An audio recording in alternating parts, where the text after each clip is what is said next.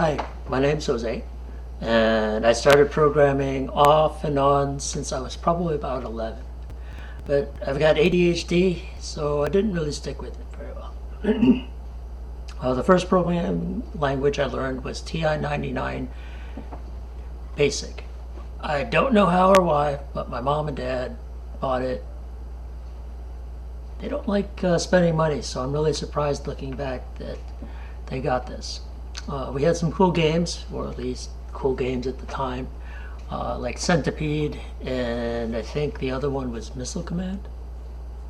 The basic programming, I believe, was interpretive. I was able to create a very simple Missile Command-like game. I even tried to program the joysticks, but it involved trigonometry, and I didn't know how to figure trigonometry out. So my programs only relied on the keyboard. We had it until my youngest brother kind of got mad because me and my older brother were hogging it all the time. He broke it. Then I played around with the turtle on the screen in 6th grade. It was a very crude programming language, but I guess back then you weren't supposed to be able to program code until you were an adult.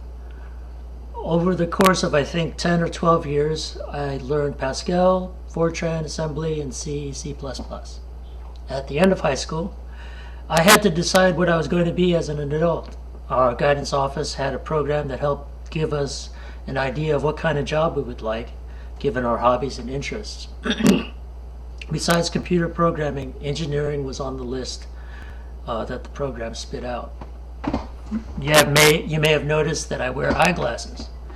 I've had eyeglasses since 3rd grade, and over the years I noticed that my eyes got worse when I spent long hours looking at things closely.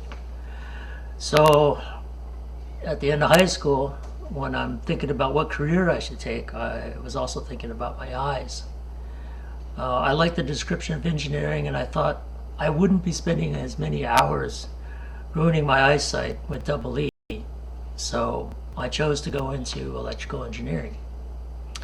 It was in double E that I learned the Pascal, Fortran, assembly, C++.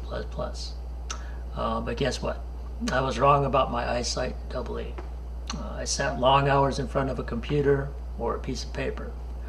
Eyesight in electrical engineering tends to go bad. Still, double E was fun. However, nothing prepared me for how hard double E was. Long story short, I never made it as an electrical engineer.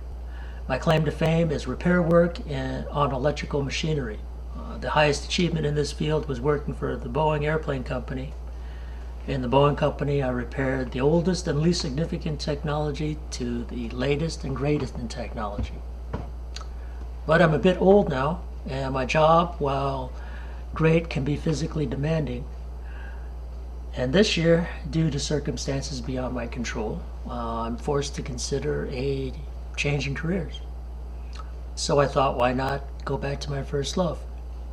So here I am. After trying to prepare for school again after so long, I'm really hoping I can keep up. The software world is light years ahead of everything I learned so long ago. What do I want to learn about SQL? Mainly I'd like to figure out how I can incorporate it into other programs, say for instance a game. Can it be used to sift through aggregate data efficiently, or is SQL strictly for high-level use? How does it compare with other databases that I've heard, like MongoDB? I don't know much about SQL, besides that it's a database and that the Windows version of it can interface with C#.